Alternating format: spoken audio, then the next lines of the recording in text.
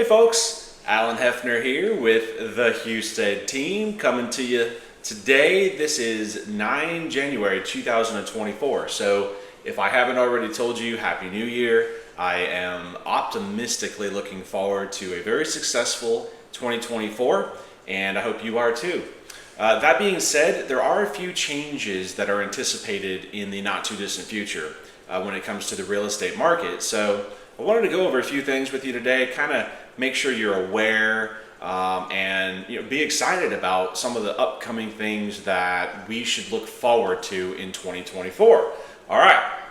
So with that being said, it's definitely been an interesting market in the Charleston, South Carolina area for the past year and a half, 2 years. We've had definitely some very impressive increases in property values across the board.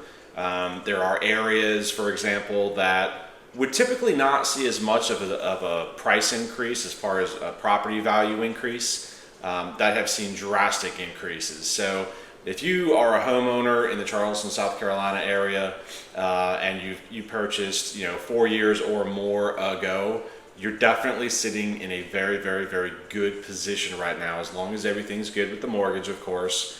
God forbid anybody has any issues with that, but if you are a property owner, then you've definitely got some options ahead of you. So a very quick recap, again, for the past year and a half, 2 years, as far as what the market's been looking like. Interest rates were at a rock bottom, literally historically rock bottom low for a good while. And what happened was a lot of people ended up scooping up a bunch of properties. Those who were property investment companies or individuals certainly expanded their portfolio by being able to take advantage of the lower property values, low interest rates, and they basically took advantage in a good way of the market and acquired quite a few more properties, turned them into rentals, flipped them, whatever the case is. And by doing so, first-time home buyers or people who were looking to upgrade, downgrade, bigger house, smaller house, whatever the case is, it made it difficult for them to get into home ownership or get into the new house that was necessary for their new job, whatever relocation purposes. So again, that was the low interest rates and the lower property values. So that created a spike of demand in the real estate market to where everyone's like, well, wait a minute, if there's such a huge demand, then we can obviously get more money for the sale of our property. So there go property values up, supply and demand. It's sales. That's what it is. So property values went up exponentially year over year for about 2 years, which has brought us to the point where we are now. Between then and now, anyhow, interest rates started to go up in efforts to kind of stimulate the economy. Inflation's been going on.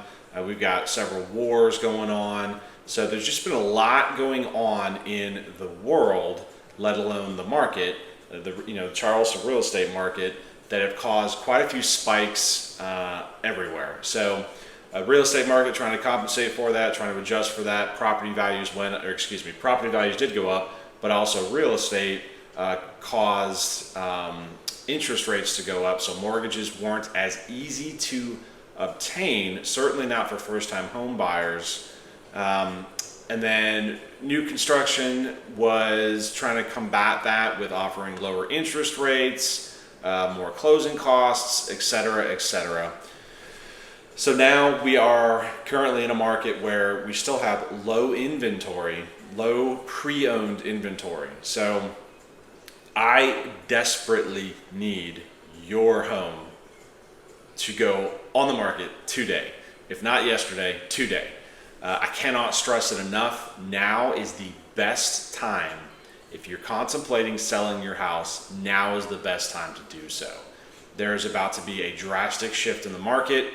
Buyers who have been waiting, kind of trying to see exactly what was going to go on with the interest rates or go on with the market, they're going to start coming out of the woodwork. I've already seen a spike in buyers. I have been super busy lately talking to people. Buyer appointments have been going off the charts, to be honest with you.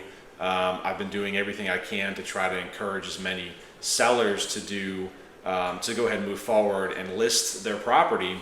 It is definitely going to be an advantage to be at the front of the wave as it comes than in the middle or at the back, for sure. So if you are debating on selling your current property or multiple properties, do so now while we're still in a low inventory market. Flash forward 2 months, guesstimating from now, there's going to be a plethora of buyers out there, and they're going to be soaking up as many properties as humanly possible. So technically, we're in a seller's market right now.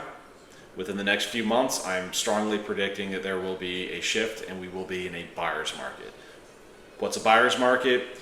As a potential seller, you do not want to be in a buyer's market.